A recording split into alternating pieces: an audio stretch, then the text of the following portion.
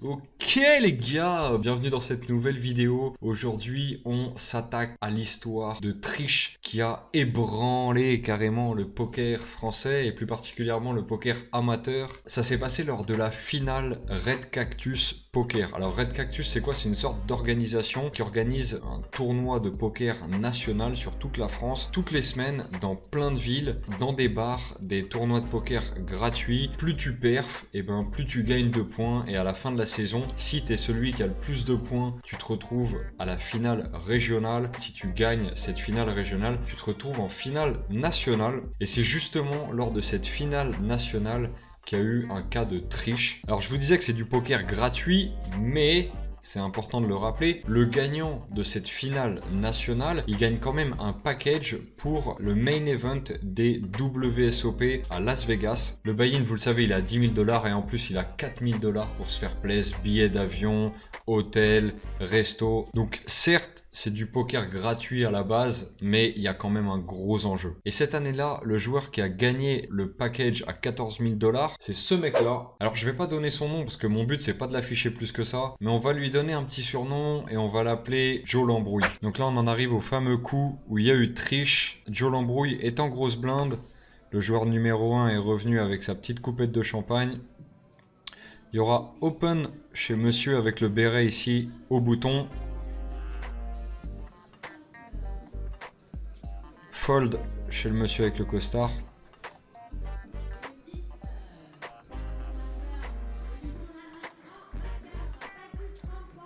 Joe l'embrouille qui décide de compléter. Et on va voir un flop.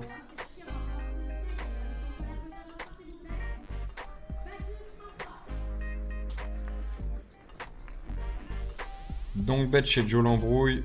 Ça colle directement chez le monsieur avec le béret.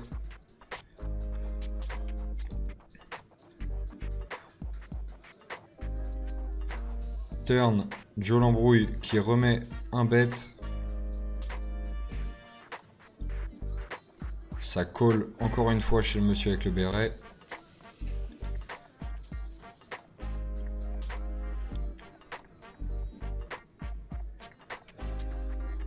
River qui a pas l'air de faire plaisir à notre fameux Joe. Check et tapis chez son adversaire. Réflexion assez rapide et ça colle. Et on montre la main gagnante chez le béret. Ça montre une carte, une deuxième carte. Double up chez monsieur avec le béret. Ça râle un peu. Ça prend la river, ça la jette. Comme chez sa mère.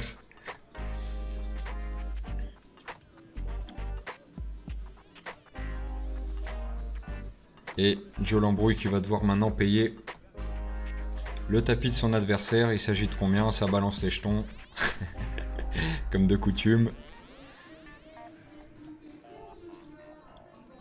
Voilà, à ce moment-là, je sais pas si vous l'avez vu, mais la triche a eu lieu juste devant nos yeux. Ce qu'on va faire, c'est que je vais repasser le passage et je vais cut. Voilà, donc là, on revient au moment où monsieur avec le béret fait tapis, payé par Joe l'embrouille.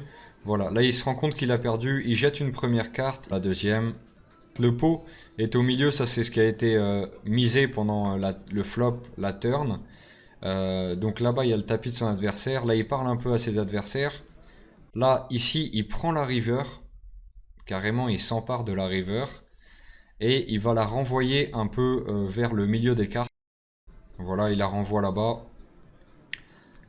Là, ici, vous voyez, il regarde le pot.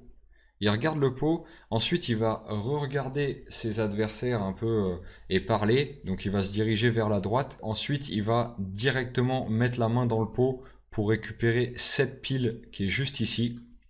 Vous voyez, donc là, il a regardé. Il sait qu'il y a la pile. Là, il la re-regarde. Il la chope. Personne ne s'en est rendu compte. Le croupier écarte le pot. Il aurait dû le faire avant.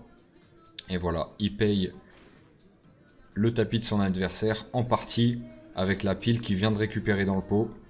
Voilà les gars, on se le refait une dernière fois à vitesse réelle. Donc regardez bien le mécanisme. Il perd, il prend la river, il jette la river, il regarde le pot, il reparle à ses adversaires et il se serre dans le pot.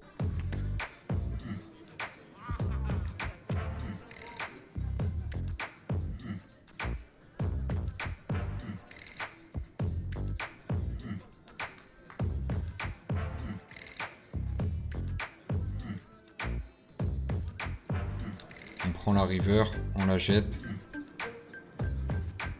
Il regarde le pot, vite fait. Il parle un petit peu, il regarde le pot. Il prend la pile.